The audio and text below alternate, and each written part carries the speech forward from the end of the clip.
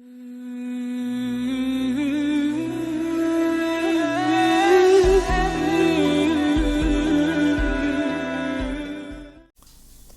الحمد للہ نحمده ونصلی علی رسولہ الکریم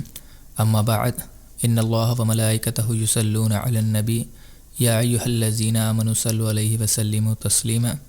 اللہم صلی علی محمد وعلی آل محمد اللہم بارک علی محمد وعلی آل محمد ربی یسر ولا تعسر وتمم بالخیر۔ ہماری حضرت علی رضی اللہ تعالیٰ عنہ کی بایوگرافی چل رہی تھی اور اس میں کافی کلاسز ہو چکی ہیں، جس میں نے پچھلی 2 کلاسز میں حضرت ابو بکر رضی اللہ تعالیٰ عنہ کے دور خلافت میں اور حضرت عمر رضی اللہ تعالیٰ عنہ کے دور خلافت میں جو حضرت علی کے واقعات تھے اور جو ان کا ریلیشن شپ تھا ایک دوسرے کا آپس میں، کہ باہمی محبت جو تھی ان دونوں کے بیچ میں، ان تینوں کے بیچ میں، اس کے اوپر زیادہ فوکس کیا تھا اور بتایا تھا کہ مطلب جو ایک غلط کانسیپٹ شیعوں کے یہاں بنا ہوا ہے اور جس کو وہ مانتے ہیں کہ نعوذ باللہ حضرت علی اور حضرت ابو بکر اور حضرت عمر میں کوئی بیچ میں تناؤ تھا، کوئی ٹینشن تھی ان لوگوں کے بیچ میں اور ان لوگوں کے ریلیشن شپ بہت اچھے نہیں تھے، اور بھی 10 رنگ کی ان کے یہاں کہانیاں ہیں جو کہ جس کا کوئی بیس بھی نہیں ہے ان کے پاس۔ تو میں نے آپ کو وہ چیزیں بتائی تھیں تاکہ کبھی آپ کے سامنے کوئی ایسی بات آئے تو آپ کے پاس الحمدللہ ایک اسٹرانگ بیس ہونا چاہیے، آپ کو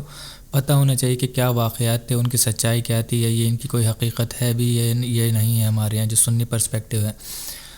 اب اس میں ایک امپورٹنٹ چیز یہ رہ گئی ہے، دیکھیے ویسے تو میں نے سارے واقعات آپ کو بتا دیے ہیں بالکل، جس سے کوئی بھی شک و شبہ رہتا ہی نہیں ہے۔ اگر آپ اس کو پڑھ لیں گے اچھے طریقے سے تو کوئی بھی چاہے شیعوں کا کیسا بھی کلیم ہو اس کو آپ آرام سے نلیفائی کر دیں گے، آپ بتا سکتے ہیں کہ نہیں ایسا کچھ بھی نہیں تھا ان لوگوں کے درمیان۔ اب ایک آخری جس کو کہتے ہیں کہ آخری کیل تابوت میں لگا دینا، وہ بھی میں چاہتا ہوں کہ وہ چیز بھی ڈسکس ہو جائے تاکہ بالکل بھی ہمارے دماغ میں کوئی بھی شک و شبہ رہنا نہیں چاہیے کہ ان تینوں کے بیچ میں نعوذ باللہ کوئی آپس میں کوئی مت بھید تھا یا آپس میں کوئی ٹینشن تھی یا کوئی لڑائی تھی ان تینوں کے بیچ میں، جو کہ یہ ہے کہ ان تینوں کے خاندان میں گھروں کے فیملیز کے بیچ میں جو انٹر میرجز ہوئی ہیں، جو آپس میں شادیاں ہوئی ہیں یا بچوں کے جو ایون بچوں کے نام تک حضرت علی نے ان لوگوں کے نام پر رکھے ہیں، حضرت ابوبکر اور حضرت عمر رضی اللہ تعالیٰ عنہ کے اوپر، تو جب اس لیول تک اگر کوئی جا سکتا ہے کہ اپنے بچوں کے نام بھی ان کے ناموں پر رکھے اور جو ان کی فیملی ان کے خاندان میں اپنے خاندان والوں کی اپنے گھر والوں کی شادیاں کرائے، راضی ہو اس پر، تو پھر اس سے صاف صاف پتہ چل جاتا ہے کہ نہیں ایسی تو کوئی ٹینشن والی بات ہو ہی نہیں سکتی۔ اگر کوئی ٹینشن والی بات ہوتی، لڑائی والی، ناراضگی والی، تو آدمی کبھی کرائے گا ہی نہیں ایسے شخص کے گھر میں شادی جہاں پر اس کی بالکل بھی نہ بنتی ہو، جس سے اس کی لڑائی ہو یا جس سے اس کی کوئی ٹینشن چل رہی ہو۔ تو انشاءاللہ انہی میں سے کچھ 3-4 میرجز ایسی ہیں جو حضرت ابوبکر رضی اللہ تعالیٰ عنہ اور حضرت علی کے خاندان اور گھروں کے بیچ میں ہیں، فیملی کے بیچ میں ہیں، اور کچھ میرجز جو ہیں حضرت عمر اور حضرت علی رضی اللہ تعالیٰ عنہ کی فیملی کے بیچ میں ہیں۔ تو ان کو اگر ہم کر لیں گے آج کی اس کلاس میں انشاءاللہ ہم انہی کے بارے میں ڈسکس کریں گے، میں انہی کے بارے میں بتاؤں گا اور اسی پر زیادہ مین فوکس ہوگا، اور اس کے بعد پھر ہم اس ٹاپک کو یہیں ختم کر دیں گے اور انشاءاللہ حضرت علی کی بایوگرافی کو آگے فردر ہم لے کر کے چلیں گے۔ دیکھیے سب سے پہلی میرج کے بارے میں جو ہم بات کریں گے وہ ہے حضرت علی رضی اللہ تعالیٰ عنہ اور حضرت اسماء بنت امیس کی شادی کی۔ اب حضرت اسماء بنت امیس جو ہیں وہ حضرت ابوبکر رضی اللہ تعالیٰ عنہ کی ہی ویڈو تھیں، یعنی کہ بیوہ تھیں۔ ان سے حضرت علی رضی اللہ تعالیٰ عنہ کی ایک اولاد بھی ہے جن کا نام یحییٰ ابن علی ہے۔ اب دیکھیے اگر حضرت علی رضی اللہ تعالیٰ عنہ کے دل میں نعوذ باللہ حضرت ابوبکر کا اگر کوئی بغض ہوتا یا کوئی ان کی دشمنی ہوتی تو سب سے پہلے جو ان کی بیوہ تھیں اسماء بنت امیس ان سے شادی ہی نہیں کرتے حضرت علی، اور اگر چلیے ایک بات کو مان بھی لیں کہ اگر شادی کر لی تھی تو اس کے بعد دوسرا اس کا پروف یہ ہے کہ حضرت اسماء بنت امیس سے حضرت ابوبکر کی ایک اولاد بھی تھی جن کا نام تھا محمد ابن ابی بکر، جو کہ حضرت ابوبکر کی ہی اولاد ہیں۔ تو وہ جو ان کے بیٹے تھے وہ حضرت علی رضی اللہ تعالیٰ عنہ کے ہی گھر میں رہے ہیں، پلے بڑھے ہیں، اور حضرت علی نے ہی ان کی پرورش کی ہے، ان کو مینرز سکھائے، ان کے ساتھ رہے ہیں، ان کو اپنے ساتھ رکھا ہے۔ کہیں جنگ پر جایا کرتے تھے تو اپنے ساتھ لے کر کے جایا کرتے تھے، اور حضرت علی کی جتنی بھی جنگیں ہوئی ہیں اس میں حضرت علی کا ساتھ انہوں نے دیا ہے۔ تو اب اس سے ایک بات بہت کلیئرلی پروف ہو جاتی ہے کہ ان کے دل میں حضرت ابوبکر کو لے کر کے کوئی غنا نہیں تھا۔ اگر غنا ہوتا، غل ہوتا تو ان کی اولاد کو کیوں اپنے گھر میں پالتے، لاتے اور ان کو بالکل اپنی اولاد کی طرح ٹریٹ کرتے۔ جو میں نے آپ کو بتایا ان کے جو بیٹے تھے یحییٰ ابن علی حضرت علی کے حضرت اسماء سے، یہ دونوں یحییٰ ابن علی اور محمد ابن ابی بکر یہ دونوں بالکل سگے بھائیوں کی طرح ہی رہا کرتے تھے ایک گھر میں، اور ایک ساتھ ہی بالکل رہے ہیں، یہ ان کی پرورش ایک ساتھ ہوئی ہے اور حضرت علی نے ہی ان کی پرورش کی ہے۔ اب اس سے یہ بات تو بالکل کلیئر ہو جاتی ہے کہ حضرت علی رضی اللہ تعالیٰ عنہ کا حضرت ابوبکر سے کوئی بھی بغض نہیں تھا۔ اگر بغض ہوتا تو ان کی بیوہ سے پہلے شادی نہیں کرتے، اور شادی کرنے تو چھوڑیے، ان کی جو اولاد ہیں، جو حضرت اسماء بنت ابی بکر کی اولاد ہیں حضرت ابو بکر سے، ان کی اولاد کو لا کر اپنے گھر میں رکھنا، اپنے گھر میں پالنا، ان کی پرورش کرنا، ان کو اپنے ساتھ جنگوں میں لے کر کے جانا، اور ایون سب سے بڑی بات یہ ہے کہ جو ایجپٹ کا اپنی خلافت میں حضرت علی نے اپنی خلافت میں جب ان کا دور خلافت تھا تو ایجپٹ کا گورنر تک بنایا تھا محمد ابن ابی بکر کو۔ تو اب شاید ہی کوئی بے وقوف ہوگا جس کے دماغ میں یہ کانسیپٹ رہ سکتا ہے کہ حضرت علی رضی اللہ تعالیٰ عنہ کے دل میں حضرت ابو بکر رضی اللہ تعالیٰ عنہ کے لیے نعوذ باللہ کوئی غنا تھا یا کوئی دشمنی تھی۔ اب اس کے علاوہ حضرت علی رضی اللہ تعالیٰ عنہ کی اور بھی کافی ساری شادیاں ہوئی تھیں اور ان سے اولادیں بھی تھیں۔ حضرت حسن اور حضرت حسین کے علاوہ بھی حضرت علی کی اولادیں ہیں، جیسا کہ میں نے آپ کو ابھی بھی بتایا کہ ایک یحییٰ ابن علی بھی تھے، اور ان کے علاوہ بھی حضرت علی کی بہت ساری اولادیں ہیں، اور شروع میں آپ کو بتا چکا ہوں ٹوٹل کتنی اولادیں تھیں۔ اس میں حضرت علی کی کچھ اولادیں ایسی بھی ہیں جس میں حضرت علی نے ان کا نام ابو بکر، عمر، عثمان اور علی مطلب اپنے بچوں کا نام رکھا ہے ابو بکر، عثمان۔ تو اب آپ سوچ لیجئے کہ جو شخص اگر کسی شخص سے نفرت کرتا ہو، بغض کرتا ہو، تو ان لوگوں کے نام پر اپنے بچوں کا نام رکھے گا، اور خاص طور سے ابو بکر تو اس زمانے میں نام بھی کوئی کامن نام نہیں ہوا کرتا تھا، مان لی چلیے عمر یا عثمان نام ایک کامن ہوا کرتا تھا، اس زمانے میں رکھ لیا کرتے تھے، ابو بکر تو ایک کامن نام بھی نہیں تھا، لیکن پھر بھی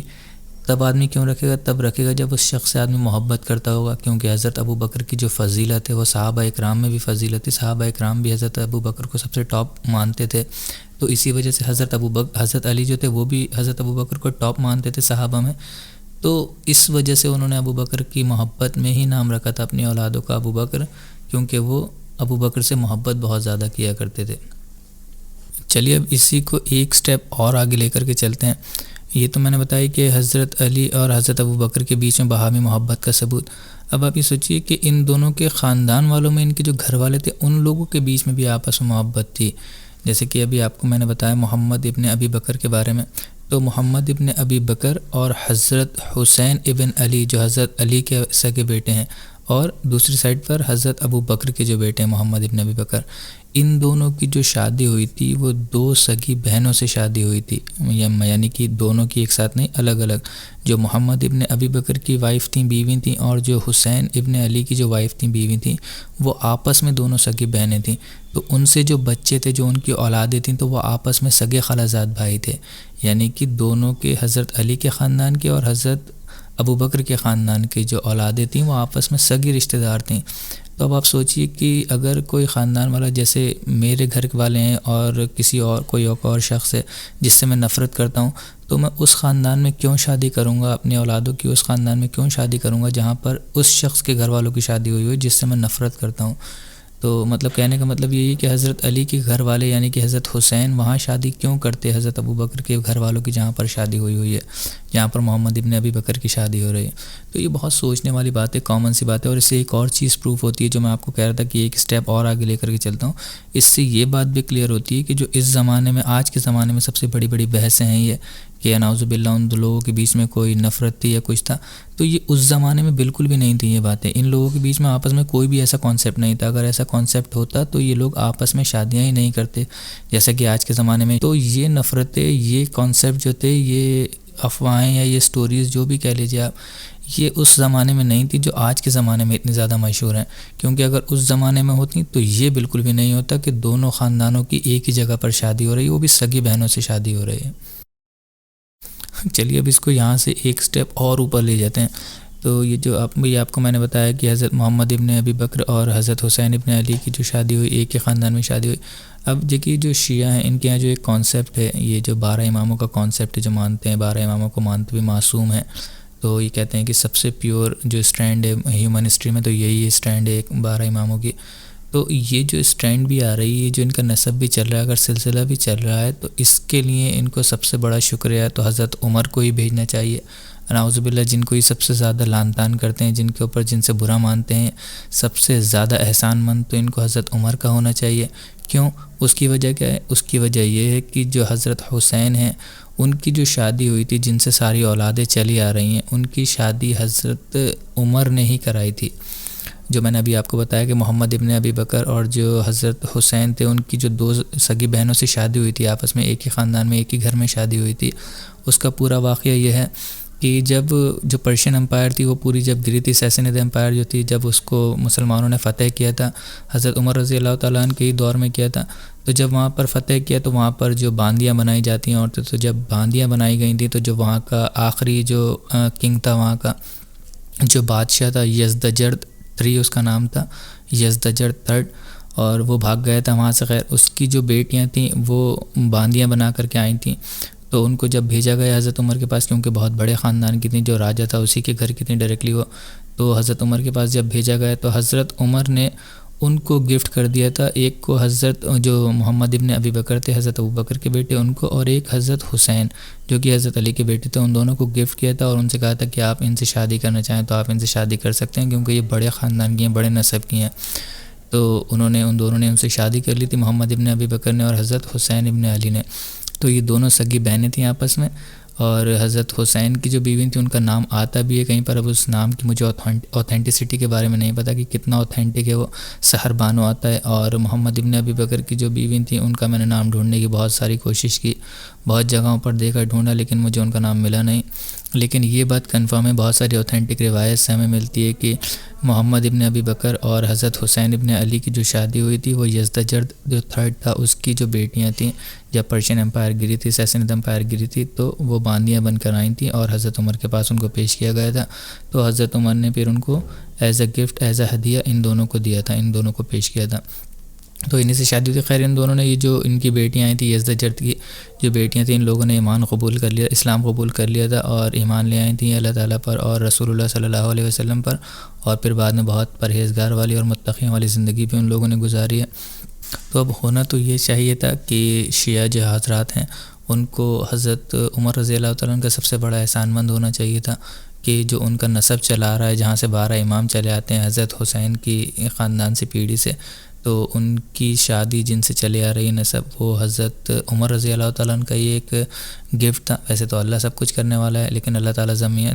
دنیا میں ذریعے بناتا ہے، تو حضرت عمر رضی اللہ تعالیٰ عنہ کو وہ ذریعہ بنایا جس کی وجہ سے وہ نسب چلتا آ رہا ہے، جس پر اتنا وہ فخر کرتے ہیں. تو مطلب وہی بات ہے کہ آپ اگر باتوں کو صحیح سے سمجھیں گے نہیں، صرف ایک ہی سائڈ کو دیکھتے رہیں گے اور آپ اپنی ہی کچھ باتیں کرتے رہیں گے، چاہے اس کے پیچھے کوئی پروف ہو یا نہ ہو پروف، اور ان باتوں میں اپنے کانسیپٹ کھڑے کر لیں گے بہت اپنے آپ میں ہی، تو وہ کانٹرڈکٹنگ کتاب سے بھی، اللہ کی کتاب سے، قرآن سے بھی کانٹرڈکٹ کرتے ہیں، اور رسول اللہ صلی اللہ علیہ وسلم کی سنت سے کانٹرڈکٹ کرتے ہیں. صحابہ اکرام ایون جن کے اوپر آپ اتنا زیادہ کلیم کرتے ہیں، حضرت علی رضی اللہ تعالیٰ عنہ اور ان کے خاندان اہل البیت، ان کی بھی باتوں سے اور ان کے عمل سے بھی کانٹرڈکٹ کرتے ہیں آپ کے کانسیپٹ. تو پھر آپ کے کانسیپٹ کو کسی کام کے ہیں نہیں، آپ کے لیے وہ دنیا میں بھی نقصان دیں گے آپ کو، اور آخرت میں بھی آپ کو نقصان دیں گے. تو یہ جو 2 بیٹیاں تھیں یزدجرد کی، ان سے جو شادی ہوئی تھی محمد ابن ابی بکر اور حضرت حسین ابن علی سے، ان سے ایک چیز بہت میں بتانا چاہتا ہوں ضروری ہے کہ جو حضرت حسین جن سے شادی ہوئی تھی، ان سے ایک اولاد ہیں حضرت حسین کی، علی ابن حسین. حضرت علی کے نام پر ہی انہوں نے نام رکھا تھا اپنے بیٹے کا، علی ابن حسین، جو زمانے میں مشہور ہیں زین العابدین کے نام سے، بہت زیادہ مشہور ہیں، بہت بڑی ہستی ہیں وہ، اور ان کو سب لوگ جانتے ہیں زین العابدین کے نام سے. اور محمد ابن ابی بکر ہیں، ان سے جن کی شادی ہوئی تھی، ان سے ایک اولاد ہیں القاسم، قاسم ابن محمد ابن ابی بکر. تو یہ بھی کوئی چھوٹی موٹی پرسنالٹی نہیں ہے، بہت بڑی پرسنالٹی ہیں یہ. اور تابعین کے زمانے میں ایک فقہاء السبعہ کے نام سے ایک گروپ مشہور تھا، 7 ٹیچرز کا تھا، 7 ون آف دا بیسٹ فقہاء، 7 سب سے بڑے ٹیچرز تھے وہ، ان کو فقہاء السبعہ کہا جاتا تھا.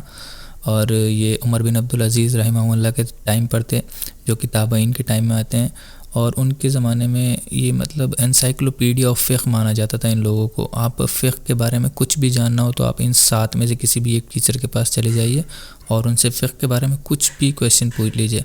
اور ساری جتنی بھی فقہ آج کے زمانے میں ہم جتنی بھی فقہ پڑھتے ہیں، وہ ساری مطلب انہی کے ٹائم تک جاتی ہے اور انہی سے نکل کر کے آتی ہے، وہ ساری فقہ انہی کی دین ہے. اور آپ اگر کسی بھی فقہ کے، آج کی بھی کسی بھی فقہ کے اسٹوڈنٹ سے آپ پوچھیں گے تو ان کو ان لوگوں کے نام پتہ ہوں گے، یہ جو 7 کے 7 فقہاء السبعہ میں ہیں. اور یہ جتنے بھی لوگ تھے اس میں فقہاء السبعہ میں، یہ سارے ہی سارے صحابہ اکرام رضی اللہ تعالیٰ عنہ کی ہی اولادیں تھیں زیادہ تر اس میں. اور یہ القاسم ابن محمد ابن ابی بکر جو ہیں، وہ بھی ان فقہاء السبعہ میں ہی شامل ہیں. وہ جو 7 بیسٹ ٹیچرز میں نے آپ کو بتائے ہیں اس زمانے میں جو مشہور تھے، ان میں القاسم ابن محمد بھی ہیں. دیکھیے، آپ کسی بھی آج کے زمانے کے جو شیعہ ہیں، اگر آپ ان سے پوچھیں گے حضرت ابوبکر کے بارے میں، تو ہو سکتا ہے زیادہ تر ان میں سے بہت کوئی اچھا ریمارک نہ کریں، بہت اچھا ان کے بارے میں بات نہیں کریں، اور نعوذ باللہ ان کے دماغ میں یہی کانسیپٹ ہو جو جیسا کہ آج کے کامن شیعوں کے دماغ میں پایا جاتا ہے کہ آپس میں ان دونوں کے بیچ میں کوئی آپسی محبت نہیں تھی۔ لیکن میں آپ کو بالکل شروعاتی دور کی شیعوں کے بارے میں بتاتا ہوں، جو مطلب اس کو آپ کہہ لیجئے اس سے بھی ایک اسٹیپ اوپر لے کر کے چلتے ہیں کہ ان کے دل میں حضرت ابوبکر رضی اللہ تعالیٰ عنہ کے لیے کیسی رسپیکٹ تھی، کیسی محبت تھی ان کے دل میں۔ دیکھیے، آپ نے امام جعفر الصادق کا نام سنا ہوگا۔ یہ امام جو شیعہ ہیں ان کے چھٹے امام ہیں، یہ جو 12 امام یہ مانتے ہیں اس میں سے چھٹے امام ہیں امام جعفر الصادق رحمہ اللہ، اور یہ امام ابو حنیفہ رحمہ اللہ کے شاگرد بھی ہیں، ان سے امام ابو حنیفہ نے پڑھا بھی ہے۔ دیکھیے، جتنے بھی شروع کے جو 6 امام ہیں وہ سارے سنی امام ہی تھے، کوئی شیعہ اور سنی کی اتنی زیادہ تفریق نہیں تھی شروعاتی دور میں۔ یہ تو بعد میں جیسے جیسے زمانہ آگے چلتا گیا اور جیسے جیسے جہالت مسلمانوں کے اندر رائج ہوتی رہی، اس طریقے سے ان میں تفرقہ زیادہ ہو گیا۔ لیکن جو شروع کے ان کے جو 6 امام شیعوں کے وہ سنی ہی تھے اپنے مسلک میں، اپنے کانسیپٹ میں۔ تو امام جعفر رحمہ اللہ کہتے ہیں کہ ابو بکر رضی اللہ تعالیٰ عنہ جو ہیں وہ میرے ڈبل گرینڈ فادر ہیں۔ یعنی کہ ڈبل گرینڈ فادر کیسے ہوئے وہ میں آپ کو سمجھاتا ہوں۔ اب دیکھیے، جو ابو بکر ہیں، ابو بکر رضی اللہ تعالیٰ عنہ، ان کی ویسے تو کافی ساری اولادیں ہیں، لیکن یہاں پر ہم 2 اولادیں ایسی ہیں جن میں ہم ابھی انٹرسٹڈ ہیں۔ ایک ہے محمد ابن ابی بکر اور دوسرے ہیں عبد الرحمن ابن ابی بکر۔ تو محمد ابن ابی بکر جو ہیں ان کے ایک بیٹے تھے قاسم، جن کے بارے میں ابھی میں نے آپ کو بتایا تھا، القاسم، اور جو عبد الرحمن ابن ابی بکر ہیں ان کی بیٹی تھیں اسما، حضرت اسما۔ تو یہ جو محمد ابن ابی بکر کے بیٹے ہیں قاسم اور عبد الرحمن ابن ابی بکر کی جو بیٹی ہیں اسما، یہ آپس میں ویسے تو چچا زاد بھائی بہن ہوئیں دونوں، لیکن ان دونوں کی آپس میں شادی ہو جاتی ہے۔ جب شادی ہو جاتی ہے تو ان سے ایک بیٹی ہیں، ان دونوں کی، قاسم اور اسما سے بیٹی ہیں فروہ، اور فروہ جو ہیں ان کی شادی ہوتی ہے محمد الباقر سے۔ یعنی کہ جو حضرت محمد الباقر کا پورا نام اگر میں آپ کو بتاؤں تو محمد الباقر ابن علی ابن حسین، یعنی کہ حضرت حسین کے بیٹے تھے یہ محمد ابن الباقر جو ہیں۔ امام باقر کے نام سے آپ نے ان کو زیادہ سنا ہوگا، مشہور بہت ہیں یہ امام باقر۔ تو فروہ اور الباقر، محمد الباقر جو ہیں، ان کی جو اولادیں وہ ہیں امام جعفر الصادق، جن کے بارے میں آپ کو بتا رہا ہوں۔ تو انہوں نے کیوں کہا کہ وہ میرے ڈبل گرینڈ فادر ہیں؟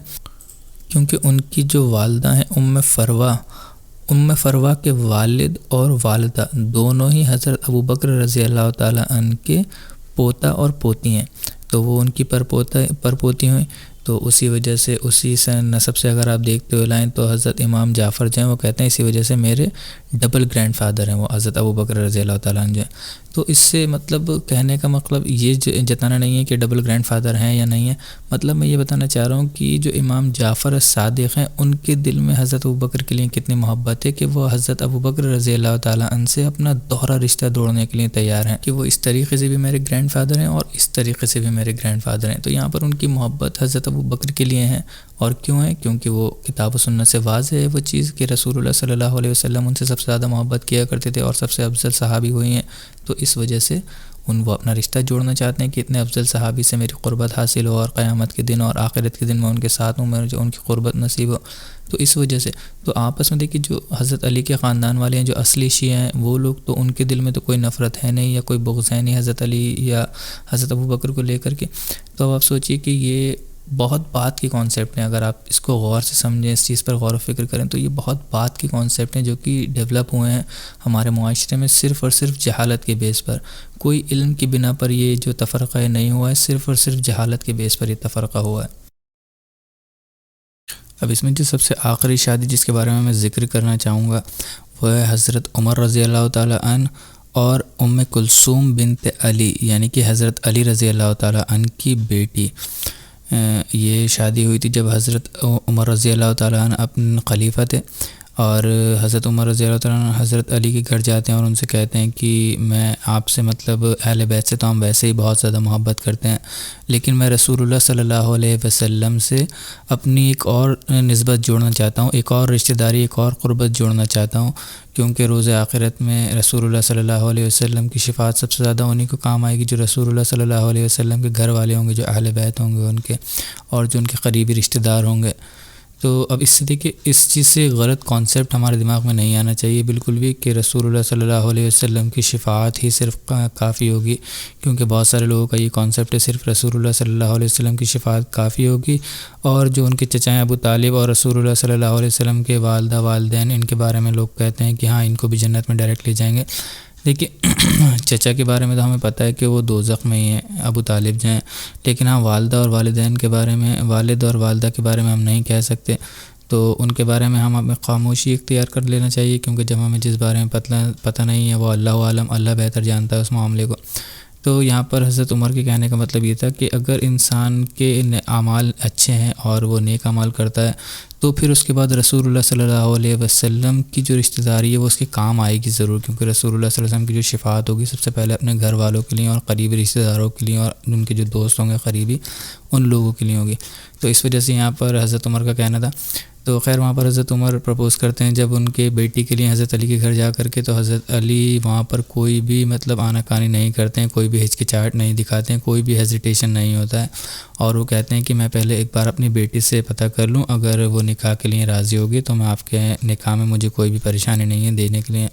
تو وہ اپنی بیٹی سے پوچھتے ہیں، ان کی بیٹی مان جاتی ہیں، اور حضرت عمر رضی اللہ تعالیٰ عنہ کی شادی ہوتی ہے حضرت علی کی بیٹی ام کلثوم بنت علی۔ ان سے حضرت عمر رضی اللہ تعالیٰ عنہ کی 2 اولادیں بھی تھیں، رقیہ اور زید جن کا نام ہے۔ اور اب دیکھیے جو حضرت عمر کا جو میں آپ کو کہہ رہا ہوں نا کہ سب سے زیادہ برا مانتے ہیں، جو شیعہ جو سب سے نفرت کی نگاہ سے دیکھتے ہیں، وہ خاص طور سے حضرت عمر کو دیکھتے ہیں۔ تو آپ سوچیے حضرت عمر کا تو ان کے لیے ایک تو اتنا بڑا احسان ہے کہ جو 12 اماموں کو وہ مانتے ہیں، ان کی نسبت جو چلی آ رہی ہے وہ حضرت عمر رضی اللہ تعالیٰ عنہ کی وجہ سے ہی چلی آ رہی ہے، اور دوسرا یہ کہ حضرت علی کی اپنی بیٹی صاحبزادی جو ہیں ان کا نکاح خود انہوں نے حضرت عمر رضی اللہ تعالیٰ عنہ سے کیا ہے، اور ان سے اولادیں بھی ہیں حضرت عمر کی۔ تو کہیں پر بھی ایک ذرا سا بھی شبہ کی ضرورت نہیں رہ جاتی ہے، گنجائش وہاں پر کہ ہاں کسی کے دماغ میں یہ شبہ رہ جائے کہ ہاں ان دونوں میں کوئی انبن تھی، یا ان دونوں میں کوئی باہمی رسپیکٹ، میوچل رسپیکٹ ان دونوں کے بیچ میں نہیں تھی۔ اب دیکھیے جو پہلا واقعہ ہے جو حضرت عمر کا حضرت حسین رضی اللہ تعالیٰ عنہ کا نکاح کرانے والا یزدجرد کی بیٹی سے، اس کو تو بہت سارے شیعہ ہیں ایسا جو مانتے نہیں ہیں، اور وہ ایک اور الگ ہی دوسرا کانسیپٹ لے کر کے آتے ہیں۔ وہ کہتے ہیں کہ جو یزدجرد کی بیٹی تھی اس نے خود ہی سلیکٹ کیا تھا، اس نے خود چوز کیا تھا حضرت حسین کو کہ میں ان سے شادی کروں گی۔ خیر وہاں پر روایتوں کا فرق ہے، اور ان کی روایتوں میں کوئی سند بہت زیادہ مضبوط نہیں ہے، کوئی اچھی سندیں نہیں ہیں، اس لیے ہم ان کی روایت کو مانتے نہیں ہیں۔ جو دوسری روایت ہے اس کی سندیں بہت زیادہ مضبوط ہیں، معتبر سندیں ہیں اس کی، حالانکہ میں ابھی اس کی بحث میں نہیں پڑھنا چاہتا ہوں، لیکن جو یہ موقع ہے، جو واقعہ ہے جس میں حضرت عمر رضی اللہ تعالیٰ عنہ کی شادی ہوئی ہے حضرت ام کلثوم رضی اللہ تعالیٰ عنہ سے، تو یہ وہ واقعہ ہے جس کو شیعہ بھی مانتے ہیں اور اس چیز کو ایکسیپٹ کرتے ہیں کہ ہاں یہ واقعہ ہوا ہے حضرت عمر رضی اللہ تعالیٰ عنہ کے دور خلافت میں۔ حضرت علی نے اپنی بیٹی جو ام کلثوم تھیں وہ حضرت عمر کے نکاح میں دی ہیں، اور ان سے اولادیں بھی ہیں۔ کوئی بھی عالم، بڑے جتنے بڑے میں آپ کو نام لے گا، اگر یہ مثال کے طور پر جیسے کہ الطبری، ابن کثیر، الذہبی، ابن جوزی، یا اور بھی جو دیگر علماء اکرام ہیں، ابن حجر، ابن سعد اور اسد الغابہ، یہ جتنے بھی بڑے محدثین ہیں یا مفسرین ہیں، یہ سب اس پر متفق ہیں کہ ہاں یہ واقعہ جو تھا یہ اوتھینٹک روایتوں سے موجود ہے، ہر کوئی اس کو مانتا ہے، چاہے شیعہ ہوں یا سنی ہوں، irrespective of their sect، یعنی کہ کوئی ڈینائی نہیں کر سکتا اس واقعے کو۔ تو اب سوچئے اتنا مضبوط واقعہ ہے، اتنا معتبر واقعہ ہے، اور اتنا بڑا ایونٹ ہے جس سے سارا دودھ کا دودھ پانی کا پانی ہو جاتا ہے، بالکل ایک دم کرسٹل کلیئر ہو جاتی ہے پکچر کہ حضرت علی رضی اللہ تعالیٰ عنہ کے دل میں نعوذ باللہ حضرت عمر کو لے کر کے کوئی بغض نہیں تھا، اور حضرت عمر کے دل میں بھی حضرت علی رضی اللہ تعالیٰ عنہ کو لے کر کے کوئی بغض نہیں تھا، بلکہ وہ ایک دوسرے کی رسپیکٹ کرتے تھے، تبھی ایک دوسرے کے یہاں رشتہ جوڑنے کے لیے یا ان سے رشتہ داری جوڑنے کے لیے یا ان سے قربت جوڑنے کے لیے وہ ایک دوسرے کے پاس جاتے تھے، اور اسی وجہ سے ایک دوسرے کے لیے ایکسیپٹنس تھا، ایک دوسرے کے لیے محبت تھی، ایک دوسرے کے لیے ایڈوائسز دیا کرتے تھے وہ، اور ایک دوسرے کی طرح بننا چاہتے تھے کہ ہاں کاش میں اس کی طرح بنتا، اور ایک دوسرے کو اپنے سے زیادہ تقوی والا، اپنے سے زیادہ ایمان والا، اپنے سے زیادہ علم والا سمجھتے تھے۔ تو یہ چیزیں تھیں جو اصلی تھیں ان لوگوں کے بیچ میں، اور ہمارے ہیں جو کچھ شیعہ حضرات ہیں وہ کچھ اور ہی چیزوں کو لے کر کے بیٹھے ہوئے ہیں، اور ہم بھی دیکھیے ایک ہماری بھی غلطی ہے، ہم بھی سمجھنا نہیں چاہتے ہیں کسی چیز کو، اگر ہم علمی طریقے سے اس چیز کو سمجھیں تو ہم اس کا علمی طریقے سے رد بھی کر سکتے ہیں، اس کو نلیفائی بھی کر سکتے ہیں، اب اگر آپ نے یہ جو پوری حضرت علی کی جو ہم سیریز پڑھ رہے ہیں، بایوگرافی پڑھ رہے ہیں، اگر آپ نے شروع سے سنی ہو تو الحمدللہ آپ کے پاس اتنے زیادہ مطلب چیزیں آپ کو پتہ ہو گئی ہوں گی جو کہ خاص طور سے شیعہ استعمال کرتے ہیں، کہ آپ کسی بھی عام شیعہ کو آرام سے آپ جواب دے سکتے ہیں، آپ بتا سکتے ہیں کہ نہیں بھائی آپ کے پاس جو کانسیپٹ ہیں وہ نہ تو آپ کے پاس معتبر سند سے ہیں، کسی صحیح سند سے نہیں ہیں، اور جو اگر صحیح سند سے ہیں تو آپ ان کا جو پس منظر ہے وہ آپ پس منظر صحیح نہیں لے رہے ہیں۔ اگر آپ ان کو دیکھیں گے، بتائیں گے کہ نہیں یہ چیز تھی، یہ ایسے بات تھی اور اس کا ریفرنس ہم یہاں سے لیتے ہیں اور آپ کے یہاں بھی کتابوں میں ایسے ایسے لکھا ہوا ہے، تو آپ دیکھیں گے کہ ان کے پاس کوئی جواب نہیں ہوگا دینے کے لیے۔ پھر وہ خود سمجھیں گے کہ ہاں انہوں نے جو باتیں صرف سنی ہیں وہ اپنے بڑوں سے سنی سنائی والی باتیں ہیں، لیکن آپ کے پاس جو علم ہے وہ کتابوں والا علم ہے، آپ دکھا سکتے ہیں، ان کو بتا سکتے ہیں کہ ہاں دیکھو کہ اس چیز کو ہم نے یہاں سے بتایا، اس چیز کو ہم نے یہاں سے بتایا ہے، اور یہی ایک مطلب صحیح مسلمان کا کانسیپٹ ہونا چاہیے جب ہم قرآن اور سنت کی بات کرتے ہیں، کہ ہاں ہم قرآن اور سنت سے ہی ساری بات لیں گے، تو ہمیں یہ باتیں بھی پھر قرآن اور سنت سے ہی لینا چاہیے۔ اور کیونکہ اگر ہم اپنا یہ کانسیپٹ ٹھیک نہیں کریں گے تو ہم بہت زیادہ نقصان میں آ جائیں گے، دنیاوی نقصان تو ہمیں ہوگا ہی، آخرت میں بھی سب سے بڑا ہمیں نقصان ہوگا۔ سوچیے رسول اللہ صلی اللہ علیہ وسلم کے 2 بیسٹ فرینڈ ہیں، ابو بکر اور عمر، ہر چیز میں۔ اور سب سے بڑی بات یہ بھی حدیث جو ہے یہ بھی حضرت علی سے ہی مروی ہے، جب حضرت عمر رضی اللہ تعالیٰ عنہ کی وفات ہو جاتی ہے تو حضرت عمر کی جب قبر کھد رہی ہوتی ہے، آپ کو پتہ ہے کہ رسول اللہ صلی اللہ علیہ وسلم کے برابر میں حضرت ابو بکر کی قبر ہے اور ان کے برابر میں حضرت عمر کی قبر ہے، تو حضرت عبداللہ ابن مسعود ہی تھے شاید، غالباً ابھی مجھے نام ایگزیکٹلی نہیں پتہ، لیکن عبداللہ ابن مسعود ہی تھے۔ وہ کہتے ہیں کہ میرے پیچھے میں نے دیکھا کہ میرے کندھوں پر کسی نے کونیاں آ کر کے ٹیکیں اور پیچھے سے آواز آتی ہے کہ مجھے پتہ تھا تم یہیں آؤ گے عمر، مجھے پتہ تھا تم یہیں آؤ گے،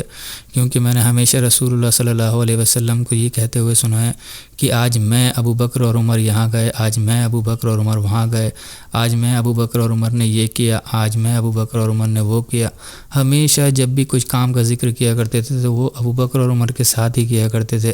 تو مجھے امید تھی کہ جب تمہارا انتقال ہوگا تب تم آ کر کے اپنے جو دوست تمہارے سب سے قریبی دوست ہیں ان کے پاس ہی آ کر کے تمہیں دفنایا جائے گا۔ تو مطلب سوچئے کہ جو رسول اللہ صلی اللہ علیہ وسلم کے 2 بیسٹ فرینڈز ہیں، آپ ان سے کیسے اپنے دل میں بغض رکھ سکتے ہیں، اور اگر آپ ان کا بغض اپنے دل میں رکھتے ہیں تو آپ آخرت کے دن رسول اللہ صلی اللہ علیہ وسلم کا کیسے سامنا کریں گے، کیونکہ رسول اللہ صلی اللہ علیہ وسلم کی سب سے زیادہ قربت انہی لوگوں کو حاصل ہوگی جو رسول اللہ صلی اللہ علیہ وسلم سے محبت کرتے ہیں اور رسول اللہ بھی ان سے محبت کرتے ہیں۔ تو جو ان کے 2 بیسٹ فرینڈ دنیا میں تھے وہ بھی آخرت میں بھی ان کے 2 بیسٹ فرینڈز ہوں گے۔ تو جب آپ یہاں پر ان کا نام برداشت نہیں کر پاتے ہیں تو آپ سوچئے کہ آخرت میں تو وہ رسول اللہ صلی اللہ علیہ وسلم کے دائیں اور بائیں کھڑے ہوں گے، تو آپ ان سے کیسے نظریں ملائیں گے۔ اب دیکھیں یہ تو ایک جو ہم 2 یا 3 کلاسز سے پچھلے 2-3 کلاسز سے کر رہے ہیں، جس میں میں نے خاص طور سے ابو بکر اور حضرت عمر رضی اللہ تعالیٰ عنہ کی بارے میں بتایا کہ آپس میں ان لوگوں کے حضرت علی رضی اللہ تعالیٰ عنہ کے ساتھ کیسے ریلیشن شپ تھے اور کیسی ان لوگوں کے بیچ میں ایک دوسرے کے لیے میوچل رسپیکٹ تھی اور باہمی محبت تھی ایک دوسرے کے لیے۔ تو اس کو بتانے میں آپ سوچیے کہ صرف 2-3 کلاسز نکل گئے اور میں نے مطلب بہت موٹی موٹی باتیں بتائی ہیں، صرف آپ کو بالکل جو باریکیوں والی چھوٹی چھوٹی باتیں ان چیزوں کو میں نے ہٹا دیا ہے۔ تو آپ سوچیں کہ 2-3 کلاسز میرے اس میں نکل گئے ہیں صرف اس چیز کو ایکسپلین کرنے میں، سمجھانے میں۔ تو دیکھیں یہ تو ایک انسانی کوشش تھی ہماری جس کو ہم مطلب کسی بھی طریقے سے مطلب اتنا ٹائم لگا ہمیں سمجھنے کے لیے، لیکن دیکھیے اس چیز کو اللہ تعالیٰ نے صرف ایک آیت میں، اپنے قرآن کی ایک آیت میں اس کو کلیئر کر دیا ہے، سمجھا دیا ہے اللہ تعالیٰ نے۔ اگر ہم ان بحثوں میں بھی نہ پڑھیں، صرف قرآن کی وہ آیت پڑھ لیں تو ہمیں یہ چیز ایک دم کرسٹل کلیئر ہو جانا چاہیے، کیونکہ قرآن پہ تو ہمارا سبھی کا ایمان ہے، چاہے ہم شیعہ ہوں یا سنی ہوں۔ سورہ فتح میں آیت نمبر 29 میں جو سب سے آخری آیت ہے اس میں اللہ تعالیٰ کہتا ہے محمد الرسول اللہ والذین معہم اشداء علی الکفار رحماء بینکم، کہ محمد الرسول اللہ، محمد جو ہیں اللہ کے رسول ہیں، والذین معہم جو ان کے ساتھ والے ہیں، جو ان کے ساتھی ہیں، رسول اللہ کے جو ساتھی ہیں، اشداء علی الکفار جو کفار ہیں ان کے اوپر تو غضبناک ہیں، شدت دکھاتے ہیں بالکل، ورحماء بینکم، اور آپس میں کیسا ہے ان کا مزاج، آپس میں وہ بالکل ایک دوسرے کے لیے رحمت ہی رحمت ہے۔ مطلب اللہ تعالیٰ ان کا ایک کانٹراسٹنگ بیہیویئر بتا رہا ہے کہ کفار کے اوپر تو وہ بڑے ایک دم سے شدید اور ایک دم تلواریں اپنی نکال لیتے ہیں، ان کی گردنیں کاٹ دیتے ہیں، غضبناک ہیں ان کے اوپر، لیکن آپس میں وہ کیسے ہیں، بالکل رحمت ہی رحمت ہیں آپس میں ایک دوسرے کے لیے۔ تو اللہ تعالیٰ یہاں پر کرسٹل کلیئر بیان کر رہا ہے کہ وہ آپس میں ان کا جو رویہ تھا، جو ان کے بیچ میں رسپیکٹ تھی، وہ رحم ہی رحم تھے، آپس میں غضبناک نہیں تھے۔ اور ہمارے یہاں کیا ہے، بالکل الٹا ہے اس کا، ہم ان کا کانسیپٹ بھی یہی رکھتے ہیں کہ وہ آپس میں ایک دوسرے کے خلاف مطلب لڑا کرتے تھے، بہتان بازیاں کیا کرتے تھے، لعن طعن کیا کرتے تھے، لڑتے تھے، ایک دوسرے کے لیے غنا تھا ان کے بیچ میں، اور ان کو وہی ہمارا بھی رویہ ہوتا ہے پھر ان کے لیے آپس میں۔ آپ دیکھ لیجئے کہ جو لوگ صحابہ اکرام کے اوپر مطلب لعن طعن کرتے ہیں یا برا بھلا کہتے ہیں، ان کو اس نظر سے دیکھتے ہیں، ان کا آپس میں بھی پھر رویہ دیکھ لیے اپنی زندگی میں۔ وہ مسلمانوں سے آپ سوچ لیجئے کہ مسلمانوں میں بھی مسلمانوں سے اتنی مطلب شدت رکھتے ہیں، اور آپ اگر اس کا کنٹراسٹ دیکھیں گے تو غیر مسلمانوں سے وہ زیادہ محبت کرتے ہیں مسلمانوں کے مقابلے۔ غیر مسلمانوں کے لیے زیادہ رحم دل ہوں گے وہ، اور مسلمانوں کے لیے وہ تنگ دل ہوں گے، بہت زیادہ شدت دکھائیں گے۔ تو جو یہ اللہ کی آیت ہے جس میں اللہ تعالیٰ یہ کہہ رہا ہے کہ محمد رسول اللہ کے جو ساتھی ہیں وہ کفار پہ تو بڑی شدت کیا کرتے تھے، بڑے ان کے اوپر غضبناک ہوا کرتے تھے، لیکن آپس میں بڑے رحم دل ہوا کرتے تھے۔ ہمارا مسلمانوں کا کیا آج معاشرہ ہو گیا ہے کہ مسلمانوں کے لیے تو آپس میں تو بڑے خطرناک شدید ہیں، وہ ایک دوسرے کے اوپر غضبناک ہیں، لیکن اگر غیر مسلمانوں کی کہیں بات آ جاتی ہے تو ہاں وہ پھر بڑے رحم دل ہو جاتے ہیں، وہ ان سے بڑی رحمی کے ساتھ پیش آتے ہیں، کیونکہ کہتے ہیں کہ اسلام کا معاملہ، اسلام جو ہے صرف پیس ہی پیس ہے، تو ہمیں اچھے سے لوگوں کو دکھانا چاہیے، ان کے اچھے سے بات چیت کرنا چاہیے، اور ان کو مطلب اسلام کی طرف دعوت دینا چاہیے۔ ارے اپنے آپس کے تو ہمارے معاملے ٹھیک ہیں نہیں، جو ہمارا کانسیپٹ، ہمارے سارے کانسیپٹ بگڑ چکے ہیں۔ آپ یہ بھی ایک چیز ذہن میں رکھیے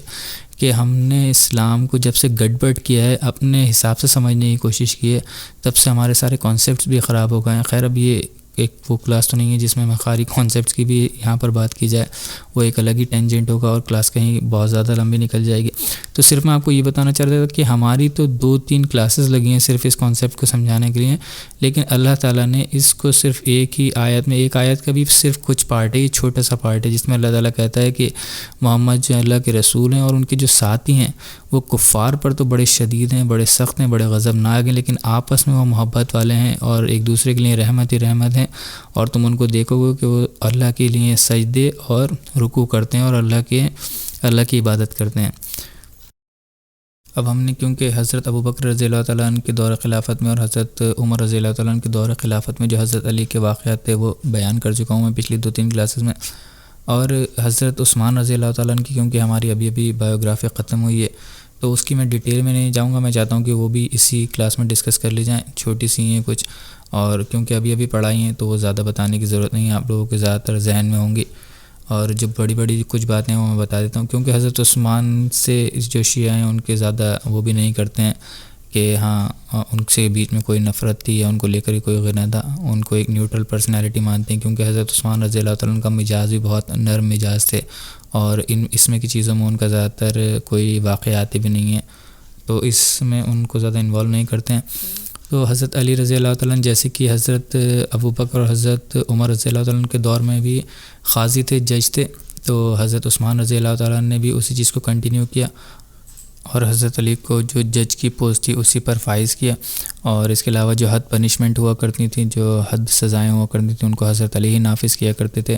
کوئی جو بڑے اجتہاد ہوا کرتے تھے جو زمانے میں جو قرآن اور سنت سے نہیں مل پاتے تھے، اس کو بھی حضرت علی ہی اخذ کیا کرتے تھے، ان کا اجتہاد بھی حضرت علی ہی کیا کرتے تھے۔ اور اس کے علاوہ ایک بڑا رول حضرت علی نے جب پلے کیا تھا، جب جو ریولٹرز جو تھے، جو باغی تھے حضرت عثمان کے خلاف جب کھڑے ہوئے تھے، اس میں جو انہوں نے کمپلینٹس لکھی تھیں، اس میں ایک سب سے پہلی کمپلینٹ یہی تھی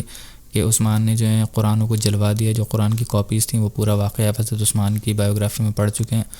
تو اس میں ان کی کمپلینٹ یہ تھی کہ عثمان جو ہے انہوں نے کیونکہ قرآن کو جلوا دیا تو ان کو ہٹانا چاہیے خلیفہ کی پوسٹ سے، تو اس پر حضرت علی نے بہت آؤٹ اسپوکنلی آ کر کے یہ کہا تھا کہ تم عثمان کو کیوں بلیم کرتے ہو اس چیز کے لیے، حالانکہ یہ ڈیسیجن جو تھا وہ سب ہمارا ڈیسیجن تھا، سب کے مشورے سے وہ ڈیسیجن ہوا تھا۔ عثمان نے تو سب کو بلا کر کے میٹنگ میں جو شورا تھی ان سے ایڈوائس لی تھی اور ان سے کہا تھا کہ اس میں کیا کرنا چاہیے، تو ہمارا سب کا یہی مشورہ تھا کہ ہاں عثمان کو یہ کام کرنا چاہیے، تب جا کر کے عثمان نے وہ کام کیا تھا، اور سارے قرآن جن کی وجہ سے بہت زیادہ کنفیوژن ہو رہا تھا ان کو اکٹھا کر کے ان کو جلوا دیا تھا۔ تو اگر کسی کو تمہیں برا بھلا کہنا ہے تو ہم سب کو برا بھلا کہو جو شورا میں تھے سارے، اور شورا میں آپ کو پتہ ہے اشرم مبشرہ کے ہی سارے تھے، تو انہوں نے کہا اگر کسی کو برا کہنا ہے تو ہمیں کہو، عثمان کا اس میں کوئی قصور نہیں ہے۔ اور جب حضرت عثمان کے گھر کی گھیرہ بندی بھی کر لی تھی انہوں نے، جو ریولٹرز تھے، جو باغی تھی، جو باغیوں کی جو جماعت تھی، تب بھی حضرت علی حضرت عثمان کے گھر آیا جایا کرتے تھے، اور حضرت عثمان ان سے مشورہ بھی لیا کرتے تھے، ان کو ایڈوائس بھی دیا کرتے تھے۔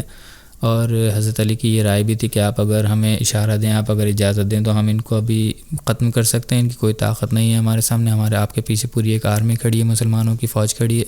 آپ اگر حکم دیں گے تو آپ کی ایک حکم سے ہم ان کو سب کو ختم کر دیں گے یہیں۔ تو حضرت عثمان کیونکہ اس ٹائم نہیں چاہتے تھے کہ کوئی سول وار ہو مسلمانوں کے درمیان، کیونکہ انہوں نے حضرت رسول اللہ صلی اللہ علیہ وسلم سے سنا تھا کہ اگر ایک بار سول وار شروع ہو گئی مسلمانوں کے درمیان مابین تو پھر کبھی ختم نہیں ہوگی۔ تو حضرت عثمان کہتے تھے کہ میں اس کی شروعات نہیں کرنا چاہتا، میں نہیں چاہتا کہ مجھ سے وہ شروعات ہو، اور پھر وہ چیز کیونکہ قیامت تک رہے گی۔ تو حضرت علی ان کے اس اجتہاد کو مانتے تھے، کیونکہ وہ عثمان جو تھے، حضرت عثمان خلیفہ تھے، تو اس وجہ سے وہ کچھ نہیں کرتے تھے۔ لیکن انہوں نے ایک کام یہ بھی کیا تھا کہ جو ان کے بیٹے تھے حضرت حسن اور حضرت حسین،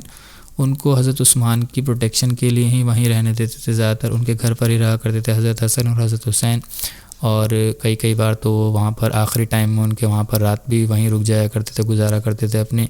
کہ حضرت عثمان کی پروٹیکشن میں کہیں ایسا نہ ہو کہ رات کو یہ جو باغی ہیں وہ لوگ گھر میں گھس آئیں کسی طریقے سے اور حضرت عثمان کو شہید کر دیں۔ تو یہ بھی بہت بڑا رول تھا حضرت علی رضی اللہ تعالیٰ عنہ کا حضرت عثمان رضی اللہ تعالیٰ عنہ کی دور خلافت میں۔ اب اس کے بعد جو ایونٹس آتے ہیں، کیونکہ اس کے بعد حضرت عثمان کو شہید کر دیا گیا تھا، تو اس کے بعد حضرت علی رضی اللہ تعالیٰ عنہ کے خلیفہ بننے کے سارے واقعات آئیں گے، جو کہ انشاءاللہ ہم اگلی کلاس میں کور کریں گے، کیونکہ کلاس کافی لمبی ہو گئی ہے۔ اور ٹھیک ہے، وہ اچھا بھی ہے کہ اگلی کلاس جو بالکل ایک دم فریش سٹارٹ ہو، پھر حضرت علی رضی اللہ تعالیٰ عنہ کی خلافت سے ہی سٹارٹ ہو۔ تو آج کی کلاس کے لیے بس اتنا ہی، یہ میری ایک چھوٹی سی کوشش تھی جس میں یہ چاہتا تھا کہ جو ہم مسلمانوں میں خاص طور سے شیعہ اور سنیوں کے بیچ میں جو اختلاف ہیں ان کو بہت علمی طریقے سے ڈسکس کیا جائے، تاکہ ہم صرف جذباتی ہو کر کے کسی بھی کلیم کو ہم رد نہ کریں، اور جو ہمارے پاس اگر ہماری کوئی غلط کانسیپٹ ہیں تو وہ ہمارے کلیئر ہونا چاہیے، اور جو شیعوں کے غلط کانسیپٹ ہیں ان کے بارے میں بھی ہمیں اچھے سے پتہ ہونا چاہیے، اور علمی طریقے سے پتہ ہونا چاہیے کیا غلطیاں ہیں، کیا کمیاں ہیں، کہاں پر ہم کس کو کس طریقے سے کاؤنٹر کر سکتے ہیں، کس کا جواب کیسے دے سکتے ہیں۔ تو اللہ تعالیٰ سے دعا ہے کہ اللہ تعالیٰ اس کو سب کے حق میں قبول عطا فرمائے اور میرے بھی حق میں قبول عطا فرمائے۔ اور اس میں اگر کوئی غلطیاں ہو گئی ہوں، کیونکہ انسان ہیں، ہم سے غلطیاں ہو سکتی ہیں، تو اگر اس میں جو بھی غلطیاں ہوئی ہیں اللہ تعالیٰ سے دعا ہے کہ اللہ تعالیٰ ان غلطیوں کو معاف عطا فرما دے اور ان غلطیوں کو اللہ تعالیٰ درست کر دے ہماری۔